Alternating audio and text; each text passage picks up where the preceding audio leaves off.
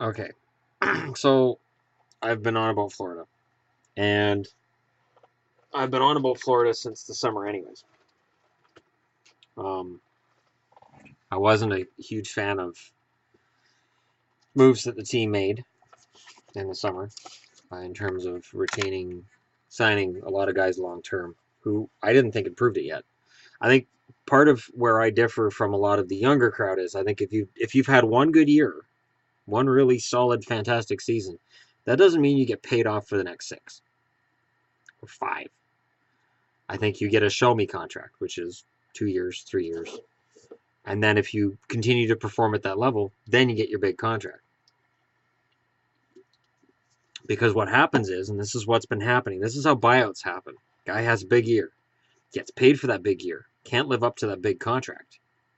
And now, it's an untradeable contract. Team's going to have to eat it, or they're going to have to take back less than market value for the player. Player gets bought out, ends up playing for league minimum after being in a contract, unless he's Vinny LeCavalier. LeCavalier just got paid and paid and paid, and I didn't understand what people saw that I didn't. Now that he's retired, I don't know if I'm still allowed to say that or not, because after you retire, for whatever reason, people forget that you didn't play up to your contracts. But it's interesting. I'm gonna compare this with.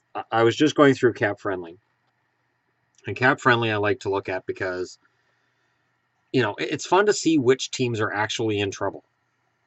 Now I'm looking at Carolina, and before the season, I shat all over Carolina. But I have to say this. In terms of where they're at with their cap, it's fantastic. Now, yes, they haven't got a contending team, and they likely missed the playoffs. But they have a ton of cap space. And next year it's going to get even better because, Jordan Stahl's their highest paid player. He's got $6 million a year, and he plays forever. Jeff Skinner, $5.725 million. He's a UFA in 3 years. Victor Rask is signed for $4 million a year for 6 years. Bickle comes off the books. That's $4 million off the books. Elias Lindholm makes 2.7 this year and next year. Lee Stempniak gets $2.5 million this year and next year. Victor Stahlberg comes off the books at $1.5 million at the end of the year. Joachim Nordstrom, 1.275. Jay McClement comes off the books at 1.2. Sebastian Aho has the first year of his 3-year entry-level contract on right now, and he's looked fantastic. So Aho looks like a keeper for Carolina right now, and they have 3 years of an entry level with him. Nestersil, his $912,000 a year contract's up. He's going to be restricted free agent. Doesn't really matter. He's not going to get a huge raise. Teravainen's RFA at the end of this year. He's not in for a big raise either. His numbers have been okay. He's not going to get a huge raise. And then from there, it's just bit players. On the blue line, Justin Falk, $4.8 million for the next 4 years. That's a bargain for what Justin Falk's capable of. Ron Hainsey comes off the books at the end of this year at $2.8 million. Noah Hannafin has got 2 more years left of his entry level. Brett Pesce has 2 years left at $809,000. Ryan Murphy, 2 years left at $787,000. Klaas Dahlbeck, $750,000. He's down for a conditioning stint right now, but doesn't really matter. It's only $750,000, and he's an RFA at the end of this year. Jacob Slavin, 22-year-old, $742,000 for the next 2 years. And Matt Tennyson, $675,000, and then he's a UFA at the end of this year. Slavin is a good defenseman. I will say from watching Carolina games that both Pesce and Slavin have both impressed me. Combined, they make $1.5 million.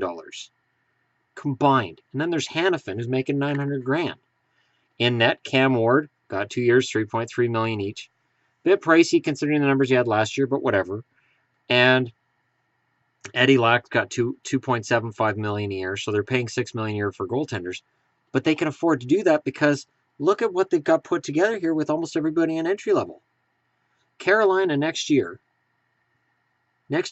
legitimately could add 2 players for top dollar in unrestricted free agency if they can do this, or they can pick up 2 guys that other teams need to get rid of to get under the cap.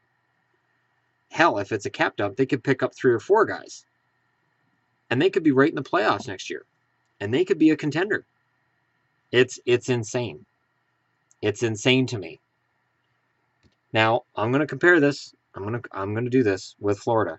And Florida, in terms of their cap, they have lots of cap space. So we don't have a problem with cap space. They got 13 million. They have a little under 8 million less than Carolina. But let's look at their team going forward a little bit. So Barkov, I clicked on Huberdeau by accident. Barkov's got 5.9 million. He signed for 5 years after this one. He's got 6 years, including this one. Trocheck, 6 years, including this one, at 4.75 million. Bugstad, 4.1 million for the next 5 years, including this one. UC Jokinen this year and next year at 4 million each. Yager's unrestricted at the end of this year, so 4 million comes off the books. Okay, so Florida gets 4 million off the books. Riley Smith, his 3.425 million this year turns into 5 million next year for 5 years. I can't see him justifying that contract. I said it during the summer. I'm saying I just can't see him justifying 5 million a year. People complain about the Sedins getting 7 million. Well, when the Sedins get 7 million, what do they do for 7 million? Okay, well, if you put together 3 Riley Smiths, do you have Sedin twins? No, and yet you're paying like it. I just don't understand it. Huberdeau goes up to 5.9 million next year. I don't have a problem with Huberdeau making that money because he has the potential to be a franchise top forward. Not a franchise player, but top franchise forward, sure. McKenzie, 1.3 million for the next 3 years. Colton Seaver's got 2 years and 950 grand. Marchessault at 750 grand looks like a steal for the next 2 years. Malgin looks good. He's young. 690 grand. He's in his entry level for 3 years. Sean Thornton is done at the end of this year. He only makes 600 grand anyways. And then on the blue line, Keith Yandel signed forever at 6.35 million. Jason Demers has 5 years, including this one, at 4.5 million. Jakob Kindl is 2.04 million, comes off the books in this year. He's UFA. Pissick at 1.125 million is RFA at the end of this year. Petrovic, 1.05 million is an RFA at the end of this year. I don't see them getting a big raise. Ekblad goes from his entry level to next year's contract of 7.5 million. Matheson, 925 grand this year and next. Dylan McElrath is a unrestricted or restricted free agent at the end of this year, and I can't see him, being. And then in net, you've got Luongo making 4.5 million until 21-22, and we're really hoping in Vancouver he doesn't retire, because if he retires, the cap penalty comes back to Vancouver. James Reimer has 3.4 million, and it's 5 years, including this one. So they're paying 9 million a year for their goaltenders. Now, if you look at projected cap space, right now they're at 8 million, with 25 players on the roster and 48 contracts. Now, next year, let's say the salary cap stays the same, and it could. The Canadian dollar's been fluctuating. So let's say next year's is 73 million or around there. They have 16 players for their roster. They have 26 contracts next year, and they would only have $12 million in cap space. So your roster size, you're looking at 25 players, and the cap is not there. So let's look at those teams going into next summer. Okay. The Carolina Hurricanes are in a much better position to pick up some big name, big money players than Florida. Right now, the cap hit is 7 million different. Next year, that cap difference is even bigger. And Florida is going to have a hard time. And Florida, the other thing I noticed while I was watching the Florida game last night is a lot of empty seats. A lot. So last year, Florida, ticket sales were up, and people were like, see, look, people in Miami area will support Sunrise, will support hockey. They're not supporting it right now. You have to be number one in the division, or Florida doesn't pay for a ticket. Let's look at the Devils. The Devils are the other team that's down in this range too. And the Devils, in terms of cap, they have 13.697 million in cap space right now. Taylor Hall signed for 4 years, 6 million. Zajac is pricey, 5.75 million for the next 5 years. Camilleri, 5 million for 3 years. He's already 34. Ryan Clough is still on there, but he's on IR. He'll never play again. So I'm not going to get into his. Mark Savard will never play again. Kyle Palmieri, 4.65 million for the next 5 years. Devontae Smith-Pelly, 1.3 million this year and next, and then he's an RFA. Vern Fiddler and P.A. Parento, no risk signings because they're UFA at the end of this year. Of course, Parento was picked up on waivers at the start of the year, but the $1.25 million is nothing. And he must be sort of proud to be on a team that right now looks like they can make the playoffs, considering he was ditched at the start of the year and considered dead in the water, I guess.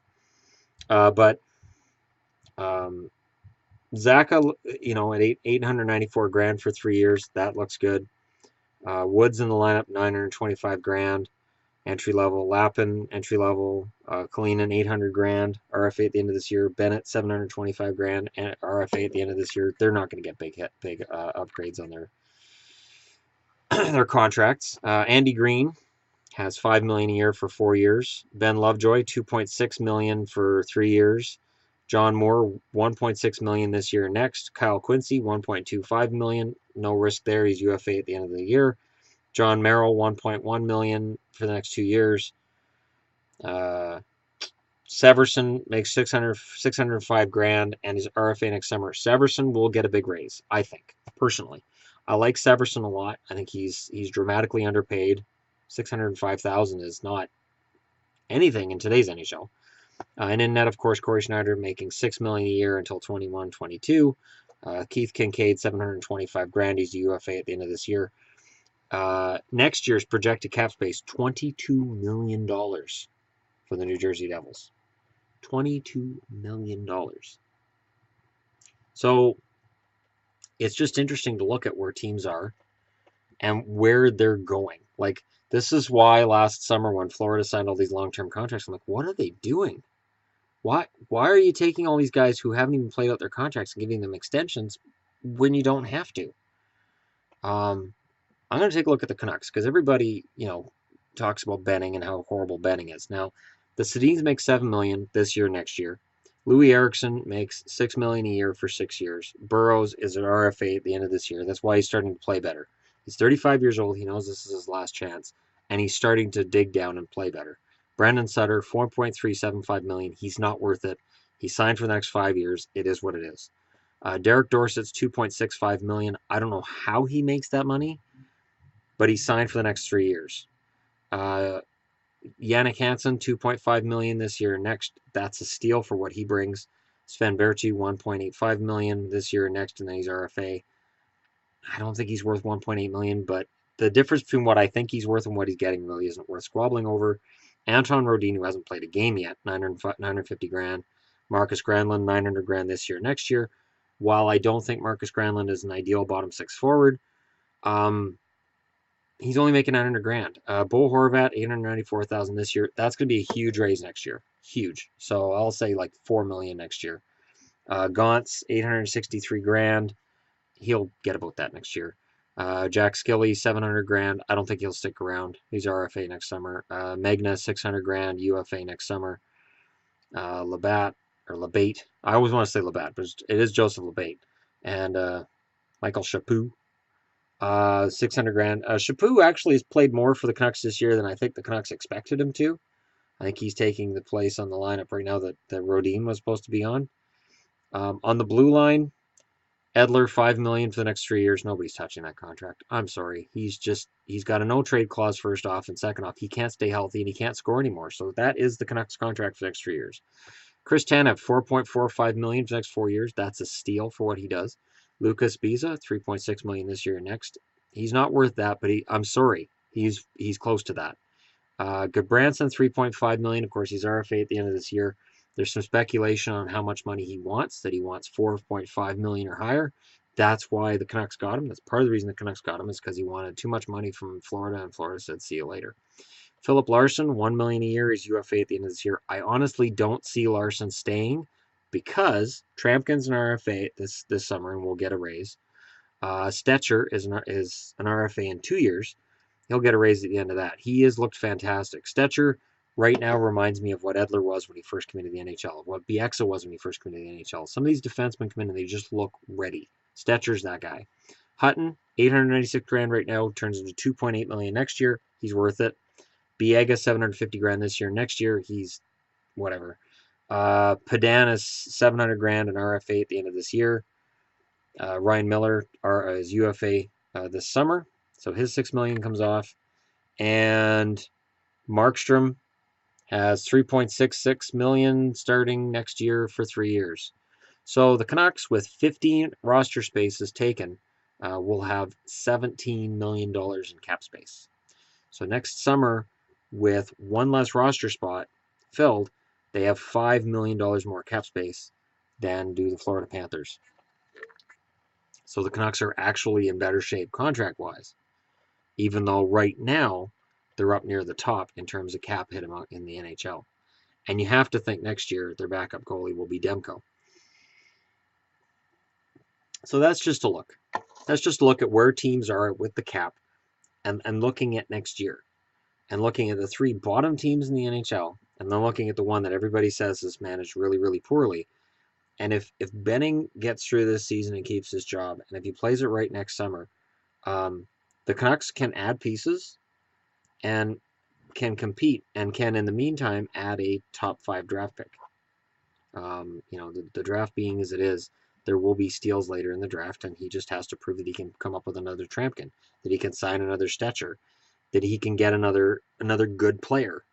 There are good young players in Vancouver. It's just fans across Canada are just enjoying the Canucks losing a little too much and not seeing the forest for the trees. And I've definitely trash talked the Canucks, but next year to me is when it starts to turn around. This year is just a throwaway for me as a Canucks fan. But anyways, I just figured I'd take a look at the cap. This is from capfriendly.com.